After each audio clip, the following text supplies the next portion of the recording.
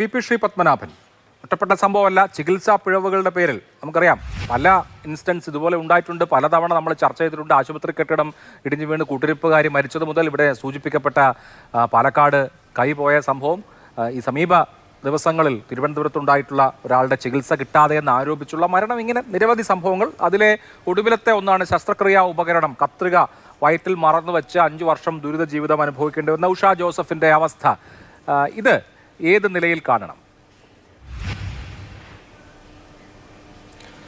അല്ല, അത് ഇപ്പോൾ എന്താ പറയുക, കേരളത്തിലെ സർക്കാർ ആശുപത്രിയിലേക്ക് വരുന്നത് ആരാണ് എന്ന് നമ്മളൊന്ന് പരിശോധിക്കണം. ഇപ്പോൾ കേരളത്തിൽ ഞാൻ മനസ്സിലാക്കുന്നത് ഒരു 30-ൻ്റെയും 35 ലക്ഷത്തിൻ്റെയും ഇടയിൽ കുടുംബങ്ങൾക്ക് ആരോഗ്യ ഇൻഷുറൻസ് ഉണ്ട്.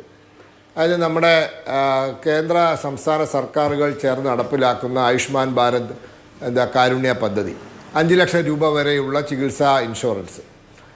ഇതിന് ഈ ആനുകൂല്യം കൈപ്പറ്റുന്ന ആളുകളാണ് പ്രധാനമായും സർക്കാർ ആശുപത്രിയിലേക്ക് വരുന്നത്.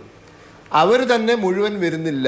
കാരണം ചില സ്വകാര്യ ആശുപത്രികളിൽ ഈ കാർഡ് അല്ലെങ്കിൽ ഈ ആനുകൂല്യം ഇത് അനുവദിക്കുന്നുണ്ട്. ഇപ്പോൾ നമ്മുടെ അടുത്ത് ഇവിടെ MMC മെഡിക്കൽ കോളേജുണ്ട്, സ്വകാര്യ മെഡിക്കൽ കോളേജാണ്. അവിടെ ഈ കാർഡ്, ഈ ആരോഗ്യ ഇൻഷുറൻസ് എടുക്കുന്നുണ്ട്. അപ്പോൾ കുറേ ആളുകൾ അവിടെ പോകുന്നുണ്ട്. ഒരുവിധം സാമ്പത്തികമായി മെച്ചപ്പെട്ട സ്ഥിതിയുള്ള ആളുകൾ സ്വകാര്യ ഇൻഷുറൻസ് പദ്ധതിയിൽ അംഗങ്ങളായി, ചികിത്സാ ഇൻഷുറൻസ് സംവിധാനം ഉള്ളവരൊക്കെ സ്വകാര്യ ആശുപത്രിയിൽ പോകുന്നുണ്ട്. സ്വകാര്യ ആശുപത്രിയിൽ നല്ല തിരക്കാണ്. അപ്പോൾ ഇത്തരത്തിൽ വളരെ സാമ്പത്തികമായി വളരെ ബുദ്ധിമുട്ടുന്ന ആളുകളാണ് കാര്യമായി ബഹുഭൂരിപക്ഷവും സർക്കാർ ആശുപത്രിയെ സമീപിക്കുന്ന ആളുകൾ. ഞാൻ 91-92 കാലഘട്ടങ്ങളിൽ ഞാൻ ലോ കോളേജിൽ പഠിക്കുന്ന സമയത്ത് നമ്മുടെ കുറേ സുഹൃത്തുക്കൾ ഉണ്ടായിരുന്നു കോഴിക്കോട് മെഡിക്കൽ കോളേജിൽ MBBS-നും PG-ക്കും ഒക്കെ പഠിക്കുന്നവർ. അവർ ഞങ്ങളോട് പരാതി പറയുമായിരുന്നു, ഞങ്ങൾ ഈ കോളേജിൻ്റെ കാര്യങ്ങൾ സംസാരിക്കുമ്പം സ്റ്റാഫിൻ്റെ ബുദ്ധിമുട്ടുണ്ട്, ഓപ്പറേഷൻ തിയേറ്ററിൽ സ്റ്റാഫില്ല, ഗൈനക് വാർഡുകൾ സ്റ്റാഫില്ല, PG സ്റ്റുഡൻസ് വളരെ ബുദ്ധിമുട്ടുന്നുണ്ട്, ഡോക്ടർമാർ വളരെ ബുദ്ധിമുട്ടുന്നുണ്ട്, മരുന്ന് കൊടുക്കാനില്ല, ഇങ്ങനെ ഒരുപാട് പ്രശ്നങ്ങൾ അന്ന് അവർ പറയുമായിരുന്നു. അതിനൊന്നും ഇപ്പോഴും വലിയ മാറ്റമൊന്നും വന്നിട്ടില്ല.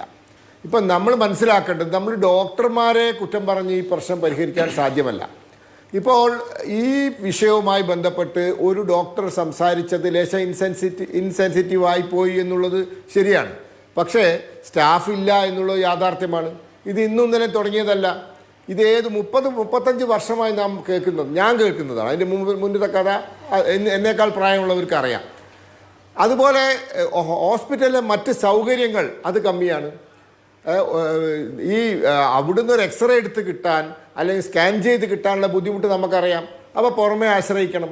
അപ്പോൾ ഇങ്ങനത്തെ ഒരുപാട് പ്രശ്നങ്ങളുണ്ട്. അപ്പോൾ സ്കാനിങ് വേണം, എക്സ്റേ വേണം, മരുന്ന് വേണം, ഡോക്ടർമാർ വേണം, സ്റ്റാഫ് വേണം.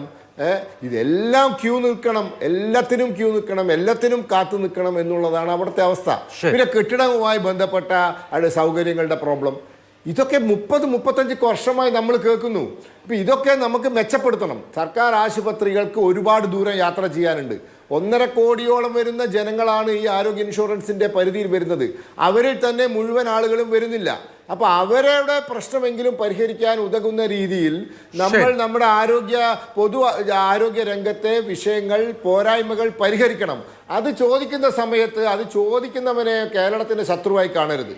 അതാണ് ഇവിടുത്തെ ഒരു പ്രോബ്ലം. അതാണ് ഇവരോട് ഇത് പറഞ്ഞാൽ ഇവർ ഉടനെ നമ്മളെ കേരളത്തിലെ ശത്രുവായി കാണും. അങ്ങനെയല്ല ഈ പ്രശ്നം പരിഹരിക്കേണ്ടത്. ഈ പ്രശ്നങ്ങൾ ഉൾക്കൊണ്ട് പരിഹരിക്കാനുള്ള മനസ്സുണ്ടായാൽ കുറേയൊക്കെ ഈ പ്രശ്നങ്ങൾ പരിഹരിക്കാൻ സാധിക്കും. ആ മനസ്സില്ലാത്തത് കൊണ്ടാണ് ഇപ്പോഴും ഹർഷിനയ്ക്ക് പരാതിയുമായി നടക്കേണ്ടി വരുന്നത്. ശരി.